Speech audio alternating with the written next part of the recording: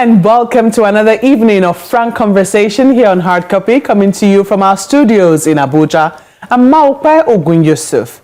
Education, we're told, is the bedrock of any nation, and it's the reason leaders and policymakers must put their money where their mouth is with regards to investment in the sector if the future of the country is to be assured. The new governor of Taraba State has been making bold comments in this regard. First, declaring free education up to secondary school for students in his state and demanded a master's education for secondary school teachers as well. He's threatened to crush anyone who stands in the way of his plans. But is he fully aware of the implications of the demand he's making? And has he really channeled the state resources to where his vision for education lie? On Hard Copy tonight, we speak with the governor of Taraba State, His Excellency, retired Lieutenant Colonel Kefas. Your Excellency, welcome to the program and thank you for speaking with us.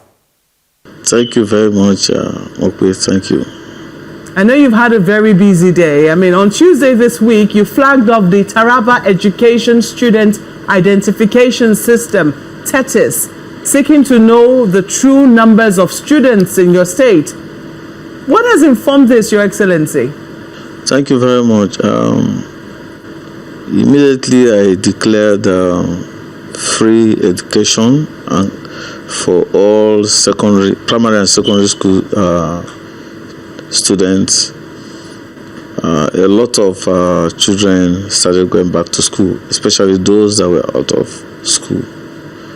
And when such a policy is out or released, there will be need to do an assessment to know the number of students in school so that we'll be able to plan the kind of infrastructure we're going to put in place, the kind of teachers, the numbers of teachers and you need to employ to be able to take care of these children. So, and based on that, because there's no clear data on the number of students in primary, secondary school in Taraba State.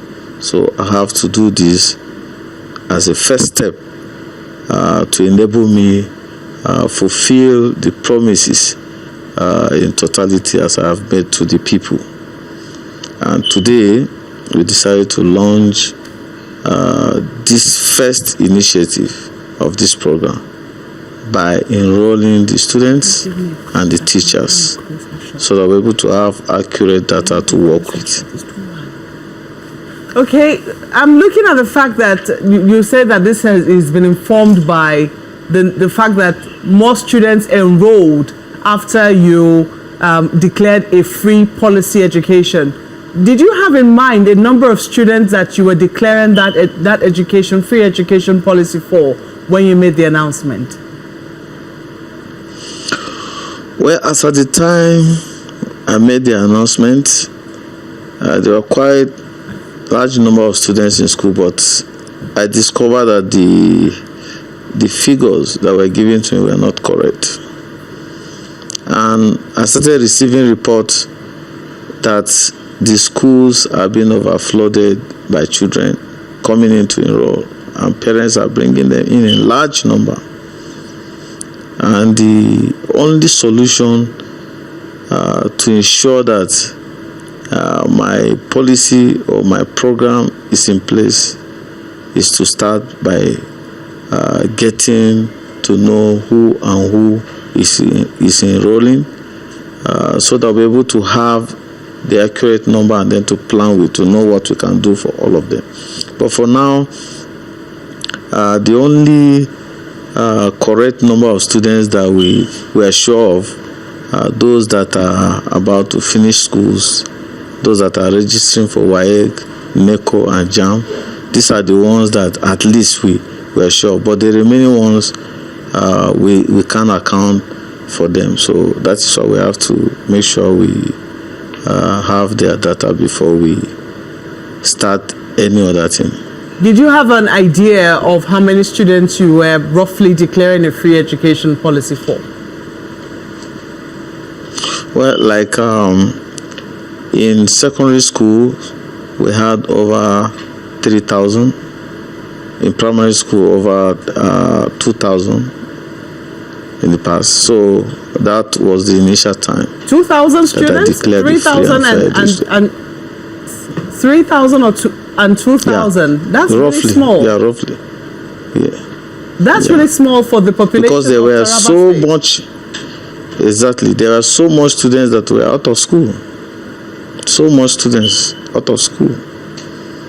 Were they out of school or were they in private schools? Because some people will say, oh, you know, even now, no, they were, the poor do not want to send their children to government schools. They were no longer going to school because their parents could not afford to send them to school. Has there been any investigation done? Because, you know, normally primary education, we understand. I mean, from primary 1 to 6 ought to be free according to the universal basic education laws that we have in Nigeria. Was that the situation in your state before you took over? Well, you see, from my investigation, they were collecting some money from the students, like maybe 2,000. And you know, some family, they have up to like 6, 7 children going to school. And they might not be able to afford 10,000 naira for maybe 5 students that are supposed to be in school. So what they do is that, okay, 3 of you will not go to school, only 1 person will go, especially in secondary school. Only recently, there was controversy that broke out with states that were owing their own counterpart funding for the universal basic education. And I know that the Taraba state government came out to say that, you know, that they were not owing their own part, that they had paid up their own obligation. But when I take a look at the breakdown of your budget, the Taraba state budget for 2024, which has now been signed into law, I see that you also have a huge chunk earmarked for education, about 10 billion naira, over 7% of your budget has been earmarked for education. But a huge part of that funding is going towards tertiary education, not primary and secondary. Would you really say that you have catered sufficiently to the numbers that are now registering, given the numbers that you have in your budget? Well, before the 2024 budget, there was a supplementary budget. And in the supplementary budget, I was very concerned and particular about primaries and secondary school. So I concentrated that fund to primary and secondary school. So I don't think there is any controversy on that, because I've prepared for the primary and the secondary school from the supplementary budget. Okay. So, but students will still be required to pay a fee in the tertiary education system? Well, for the tertiary education system, I slash it to half. So the students pay half school fees in the university and other tertiary institutions to make it easier for them. Looking at your state's budget, looking at what it is you're expecting from the Federal Accounts Allocation Committee, and also looking at what you are able to generate internally, do you think that this is a burden that your state will be able to bear long term? Well, let me clear this impression. Taraba State is not a poor state. Taraba is a very rich state in both natural and human resources. So my responsibility is to ensure that I harvest these resources we have to be able to increase my IGR, to be able to meet up with my policies. So I'm making plans. I have my team in place. We are working. We are looking at agriculture, looking at solid mineral, looking at tourism, looking at so many other areas, and remodeling markets, motor parks, abattoirs. These are areas, trailer parks. These are areas that will generate revenue to be able to take care of that. And also, I didn't stop there. The last administration started a project of the green greenhouse farm. I've already approved for the rehabilitation of that project. So all these are areas that I'm going to channel the resources towards education to ensure that all I have promised the people is fulfilled. So I'm very optimistic, I'm very positive about it, and I'm committed to it, and there's no going back, and I know I'm going to achieve my objective. Well, we all hope that you achieve your objectives with regards to education, but then you have also, you've also said, I think you were speaking with journalists, when you said that you will crush, those are the words that you use. I think that's the military man in you still speaking. You will crush anyone who stands in the way of your plans for education and who tries to hinder the free education program. Have your policies been received with any resistance in any part of your state? Well, for now, I've not seen any. And I think it's not all about me. Everybody is from one family or the other. So even the poor people, the citizens of Taraba, they are also watching. Anybody that is fighting these policies, fighting them. So they will start fighting before I even reach out to the person. So, but for now, I've not seen any resistance. Everybody is embracing it. The reason all I ask is this. We've seen plans by other governors before now try to come up with what ought to be good plans for education in their states. I mean, for instance, you have asked for teachers to now have master's degree before they can teach secondary school students. We've seen instances where governors have said, you know what, we need to take a look at all of the teachers in our schools and know which ones have been appointed for politics and which ones are really fit to teach. And this has been received with some resistance. In some instances, it has even cost them politically. So I'm wondering whether you really understand the full implications of what it is that you've gotten into and whether you're already beginning to see any areas where you might need to tread with caution. Well, this is very simple, and that is why this data capturing or enrollment is going on. To be able to know the teachers that are graduates, those that have masters, and those that are not. There are some people that are teaching maybe because they are frustrated, they don't know what to do.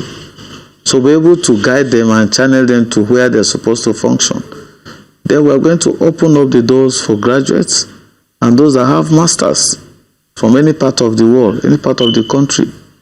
And then if you are already a teacher and you don't have the degree, like I said, for you to teach in primary school, you must have a minimum of first degree. For secondary school, a minimum of master's degree. So some of them that are good, they are teachers, we can sponsor them to go and further their education and come back.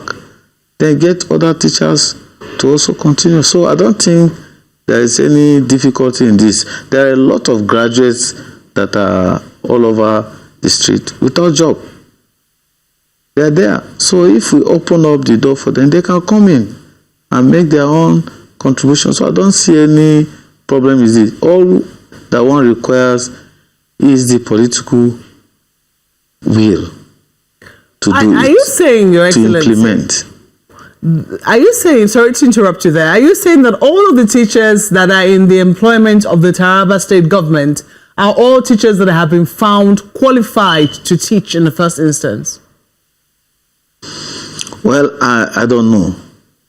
And that is why we are doing this data capturing, to be able to know who is a graduate, who is not a graduate, who is a trained teacher, who is not a trained teacher, so that we'll be able to reposition them properly and place them to be able to function effectively.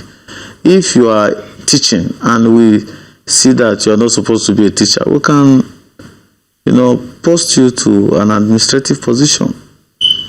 So we mean business, and we are committed. I'm committed to it.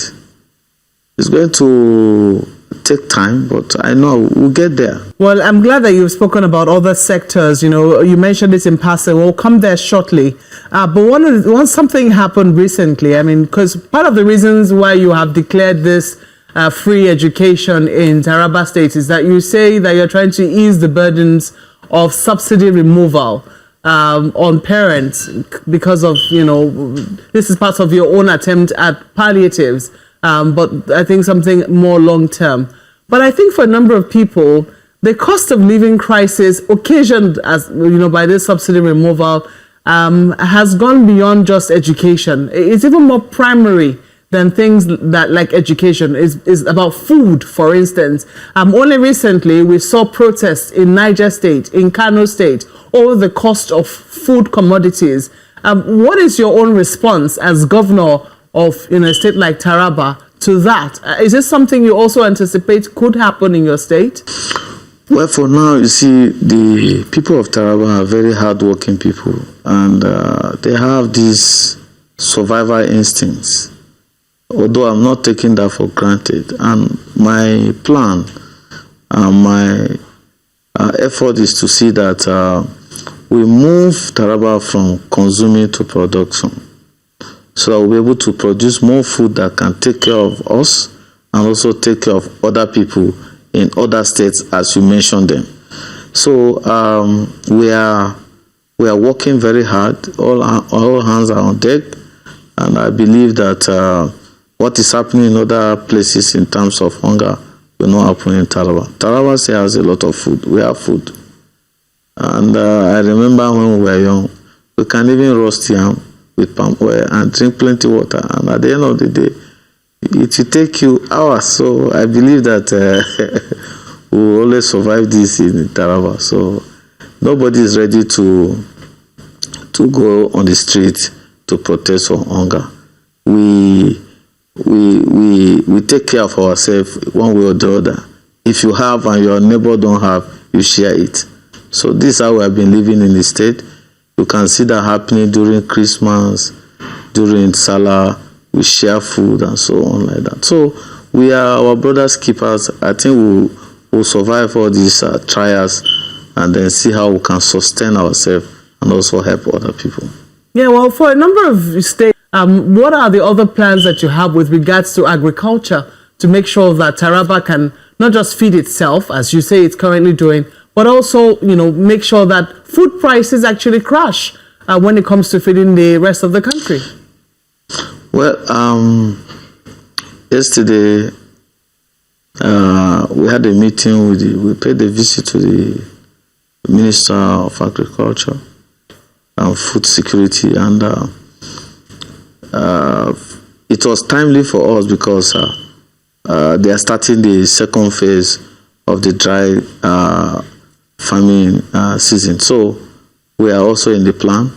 We are making all necessary effort.